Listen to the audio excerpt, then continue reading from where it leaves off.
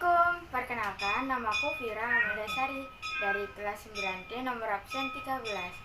Aku di sini mau menjelaskan tentang dampak informatika dalam kehidupan sehari-hari. Dampak informatika dibagi menjadi dua, ada dampak positif dan juga negatif.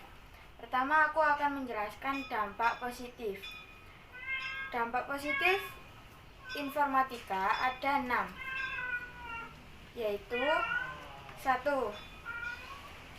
Bidang pendidikan.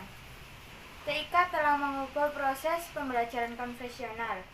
Setidaknya ada 5 pergeseran, yakni 1. Dari pelatihan ke penampilan. 2. Dari ruang kelas ke mobilitas. 3. Dari kertas ke media online. 4. Dari fasilitas fisik ke fasilitas jaringan kerja, dan dari waktu siklus ke waktu nyata. Oleh sebab itu, saat memungkinkan sekali, saat ini proses belajar tidak dilakukan secara tatap muka di kelas, antara guru dengan siswa, antara dosen dengan mahasiswa, dapat terhubung dalam proses belajar menggunakan peralatan TIK. Yang kedua, bidang kesehatan. Dalam bidang kesehatan, salah satu penerapan TIK pada manajemen rekaman medis menggunakan kartu pintar atau smart card. Hanya dengan memasukkan data pada kartu itu, tenaga medis atau yang berkepentingan bisa memperoleh riwayat penyakit pasien dan penanganannya. TIK juga dipakai pada pencitraan alat-alat medis seperti CT scan atau MRI. Yang ketiga, bidang transportasi.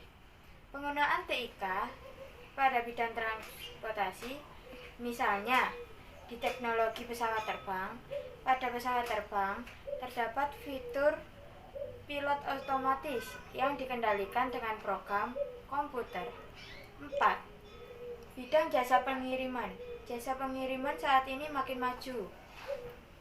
Jika dahulu mengirim paket tidak tahu kapan akan sampainya, sekarang paket yang dikirim dapat dilacak posisinya secara jelas atau real time. Hal ini membutuhkan TIK dalam penerapannya. Yang ke-5, bidang bisnis. Bidang bisnis, penggunaan TIK diterapkan pada perdagangan secara elektronik atau e-commerce. Fitur ini memerlukan jaringan komunikasi internet. E-commerce memudahkan dua atau banyak pihak untuk melakukan transaksi tanpa harus bertemu secara fisik. Yang ke-6, bidang perbankan.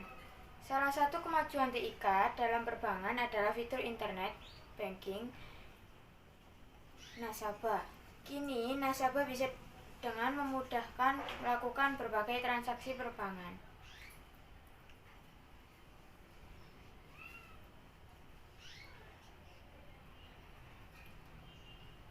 Bahkan sudah berkembang pula mobile banking yang memungkinkan transaksi perbankan dilakukan lewat ponsel atau handphone.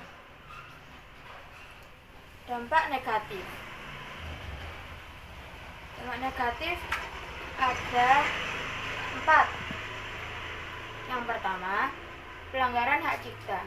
Kemajuan TIK yang disalahgunakan oleh orang tidak bertanggung jawab biasanya terkait pelanggaran hak cipta.